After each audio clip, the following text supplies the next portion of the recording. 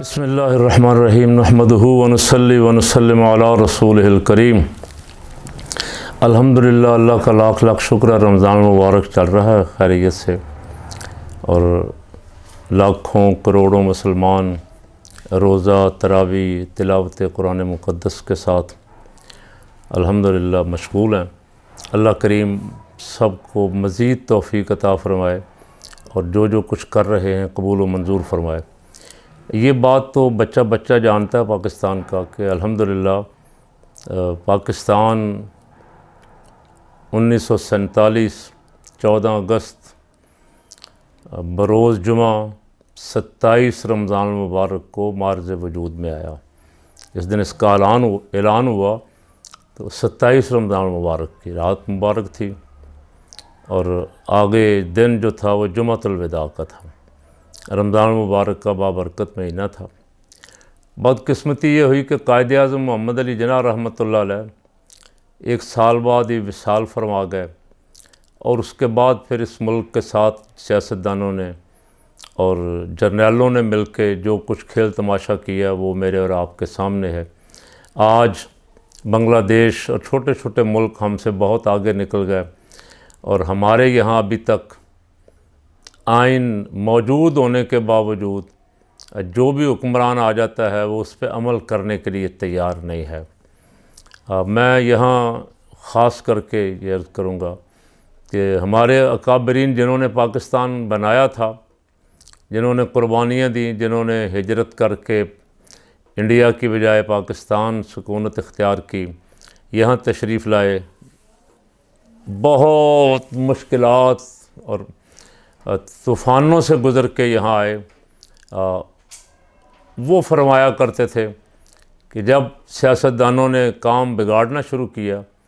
تو پھر ضرورت محسوس ہوئی کہ علماء حق، خاص کر کے وہ جن کے بڑوں نے پاکستان بنایا تھا اور قائد اعظم محمد علی جناح رحمۃ اللہ علیہ کا ساتھ دیا تھا، وہ لوگ میدان میں آئیں اور آ کے اس ملک کے نظام کو درست کریں، اس ملک کو آئین دیں،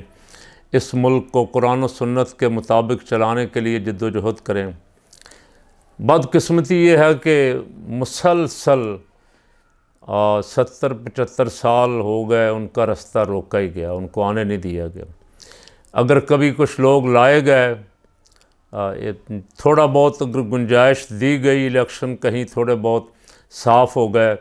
تو کچھ لوگ آ گئے اس میں سے نکل کے، جیسے حضرت مولانا شاہ احمد نورانی صدیقی رحمۃ اللہ علیہ اور ان کے ساتھی، اور مجاہد ملت مولانا عبدالستار خان نیازی رحمۃ اللہ علیہ جیسے لوگ، کچھ اور دینی جماعتوں کے بھی 4-4 5-5 7-7 8-8 افراد آ گئے میدان میں، لیکن ان کو کبھی بھی کوشش کی گئی کہ ایسی جگہوں پہ نہ آنے دیا جائے جہاں فیصلے ہوتے ہیں۔ کسی کو سرحد کی وزارت اعلیٰ دے دی، کسی کو گورنری دے دی، کوئی وزارت کسی داڑھی والے کو جس کو بھی دیکھا اس کو وزیر مذہبی امور بنا دیا۔ ملک کیا کر رہا ہے، ملک کس طرف جانا چاہیے، ملک کس طرح چلنا چاہیے، مسلسل بلا شک و شبہ جب سے معرض وجود میں آیا ہے، چند ابتدائی سالوں کے بعد سے امریکہ کی غلامی میں ہے، IMF کا دریوزہ گر بنا کے رکھ دیا گیا، قرضے ہی قرضے، قرضے ہی قرضے، جو آتا ہے وہ کوشش کرتا ہے کہ جتنے کو میں لے سکتا ہوں لے لوں،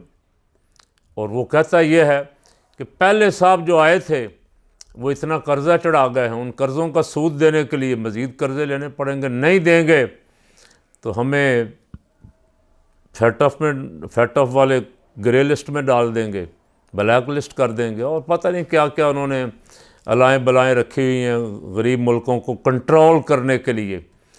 تو قرضے اتنے کو لے چکے ہیں کہ اب ان قرضوں کے دینے کے لیے غریبوں کا خون چوستے ہیں۔ آئے دن کبھی بجلی کی قیمت بڑھا دی، کبھی پیٹرول کی قیمت بڑھا دی، کبھی گیس کی قیمت بڑھا دی، یہ بجلی کی قیمت 3 روپے پر یونٹ بڑھانے سے جی ہمیں 34 ارب روپے ملے گا، فلاں چیز بڑھانے سے ہمیں اتنا ملے گا، فلاں چیز بڑھانے سے اتنا ملے گا۔ تو بھائی جن کا خون چوس رہے ہو، جن کی رگوں سے یہ نکال رہے ہو ٹیکسوں کے ذریعے، ان کو کیا ملے گا بیچاروں کو؟ ان کو آٹے کی لائنوں میں موت ملے گی۔ ان کو اگر کبھی وہ آواز بلند کرنا چاہیں تو تشدد کی صورت میں خون بہایا جائے گا ان کا، اور ان کو قید و بند کی صعوبتیں ملیں گی، ان کو گھروں سے اٹھا کے غائب کر دیا جائے گا، وہ عدالتوں کے دھکے کھائیں گے۔ ان کو کیا ملے گا؟ جن پہ ٹیکس لگا رہے ہو اور جن کے لیے لگا رہے ہو، ان کے غلام عیش کرتے ہیں۔ جو قرضے لیتے ہیں نا، چاہیے تو یہ تھا کہ گریبان سے پکڑ کے ان کو ایسا حکومتوں سے نکالا جاتا کہ یہ تا حیات بین ہو جاتے کہ انہوں نے پاکستان کو نقصان پہنچایا ہے، پاکستان کو قرضوں کی دلدل میں پھنسایا ہے۔ یہ افراد جو ہیں آئندہ پاکستان میں کسی عہدے کے لائق نہیں ہیں، بلکہ جیلوں کے لائق ہیں کہ ان سے جب تک پیسہ پچھلا نہ نکلوایا جائے ان کو سیاست میں حصہ لینے کی اجازت نہ ہو۔ ایسے کیا بہت سارے ملکوں نے، حتیٰ کہ سعودی عرب کے بادشاہ ولی عہد محمد بن سلمان نے ایسے کیا۔ بڑے بڑے شہزادوں نے جن کے اربوں ڈالر باڑ پڑے ہوئے تھے، ان کو پکڑ کے بند کیا، پیسے واپس لیے ہیں، پھر چھوڑا۔ پاکستان میں چوری بھی کریں اور موجیں بھی کریں، چوری بھی کریں اور کرسی اقتدار پہ بھی بیٹھے، لاڈلے بھی بن جائیں، یہ آج تک سمجھ نہیں آئی۔ اللہ تعالیٰ اس ملک کو رمضان پاک کی برکت سے، اچھا میں عرض کر رہا تھا کہ وہ بزرگ جن کا اوڑھنا بچھونا مسجدیں، ممبر و محراب، مدرسے، چٹائیاں، قال اللہ قال الرسول تھا، ان کو اس ظلم کے نظام کے خلاف میدان عمل میں آنا پڑا، اور وہ فرمایا کرتے تھے۔ آج تک اللہ کرے کہ اہل سنت کو، خاص کر کے پاکستان کے عوام کو یہ بات سمجھ آ جائے، وہ فرمایا کرتے تھے کہ ہم یہ کام کر کے حسینی سنت ادا کر رہے ہیں۔ امام علی مقام رضی اللہ تعالیٰ عنہ بھی میدان کربلا میں گئے، مسجد مدرسہ چھوڑ کے پہلے اس ظالم کے خلاف آواز بلند کرنے کے لیے، ظلم کے نظام کے خلاف آواز بلند کرنے کے لیے۔ اس وقت بھی بہت سارے لوگ ایسے تھے جو کہتے تھے کیا ضرورت تھی جانے کی، امام حسین نے یہ کیا کیا، ان کو جانا نہیں چاہیے، حکومت کیا کر رہی ہے، جو مرضی کر رہی ہے، یزید ظلم کرتا رہے، یزید سارا قرآن و سنت کا نظام بگاڑ رہا ہے، بگاڑتا رہے۔ یہ تقریر مولانا شاہ نورانی رحمۃ اللہ علیہ فرمایا کرتے تھے، جو میں باتیں عرض کر رہا ہوں، اور ہمیں انہوں نے یہ کہہ کے تیار کیا اور خود وہ میدان میں رہے۔ ایک صاحب نے کل پرسوں کمنٹس کیا ہوا تھا کہ مولانا شاہ نورانی رحمۃ اللہ علیہ رمضان المبارک میں بالکل سیاست میں دخل نہیں دیتے تھے، صرف رمضان کی طرف متوجہ رہتے تھے۔ آپ بھی ان کے ماننے والے ہیں، آپ بھی ان کی سنت پہ عمل کریں، ملک کے بارے میں کوئی بات نہ کریں، کیا ہو رہا ہے ملک کو کیا۔ تو ان کو غلط فہمی ہوئی۔ مولانا کوشش کرتے تھے 21 رمضان مبارک کو قرآن پاک ختم فرمائیں اور اس کے بعد اپنی نظام مصطفیٰ کی جد و جہد کے لیے میدان میں نکلیں۔ ہاں، وہ ان دنوں جن دنوں قرآن سنا رہے ہوتے تھے، جلسوں جلوسوں کے لیے اویلیبل نہیں ہوتے تھے، وہ ان دنوں پروگرام بھی نہیں رکھتے تھے، لیکن یہ نہیں ہے کہ وہ مسجد کے خطبے میں، جمعۃ المبارک میں یا درس میں ظالموں کو کھلی چھوٹ دے دیتے تھے کہ تمہیں چھٹی ہے بھائی، جو مرضی کہتے رہو، جو مرضی کرتے رہو، ہماری زبانیں بند ہو گئی ہیں۔ ایسا نہیں تھا کبھی بھی۔ وہ صاحب جس نے بھی مجھے کمنٹس کیا تھا، وہ اپنی غلط فہمی دور کر لیں۔ مولانا شاہ نورانی رحمۃ اللہ علیہ ہمہ وقت ظلم کے خلاف آواز بلند کرتے رہے۔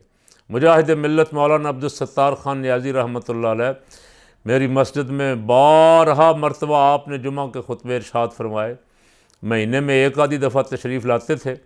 جمعہ کو خطبہ ارشاد فرماتے تھے۔ ان کی تقریریں ریکارڈ پڑی ہوئی ہیں، جس کو کوئی تھوڑا بہت مسئلہ ہو وہ سن لیں کہ مولانا عبدالستار نیازی رحمۃ اللہ علیہ مجاہد ملت، اللہ ان کی قبر پہ کروڑوں رحمتیں نازل فرمائے، ناموس رسالت کے محافظ، ان کی تقریریں سن لیں۔ تو ہم نے الحمدللہ ان بزرگوں سے تربیت حاصل کی ہے، جب تک ہمارے دم میں دم ہے ہم ظلم کے نظام کے خلاف آواز حق بلند کرتے رہیں گے۔ ہاں، وہ لوگ خوش نصیب ہیں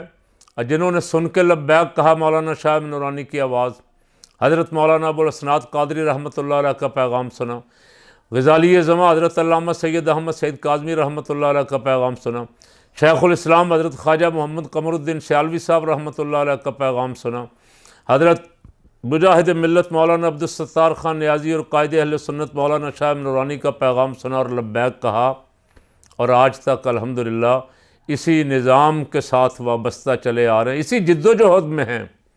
بزرگ ہمیں فرما گیا کہ ہم نے کوئی ٹھیکہ نہیں لیا ہوا کہ ہم کریں گے تو ہوگا، یہ تو کروانے والے نے کروانا ہے، ہمارا کام تو کام کرتے رہنا ہے، جد و جہد کرتے رہنا ہے، آواز بلند کرتے رہنا ہے۔ تو اسی جذبے سے الحمدللہ رمضان المبارک میں بھی ہمارا یہ سلسلہ جو ہے جتنا کو ہو سکتا ہے، جمعہ کو خطبے میں، درس قرآن میں یا علیحدہ کلپ بھرتے ہوئے، وہ انشاءاللہ جاری رہے گا۔ وہ اپنے بزرگوں کے ساتھ عہد وفا کیا ہوا اسے انشاءاللہ نبھائیں گے۔ اللہ ہمیں بھی اور سننے والوں کو بھی اسی جذبے کے ساتھ عمل کرنے کی اور سمجھنے کی توفیق عطا فرمائے۔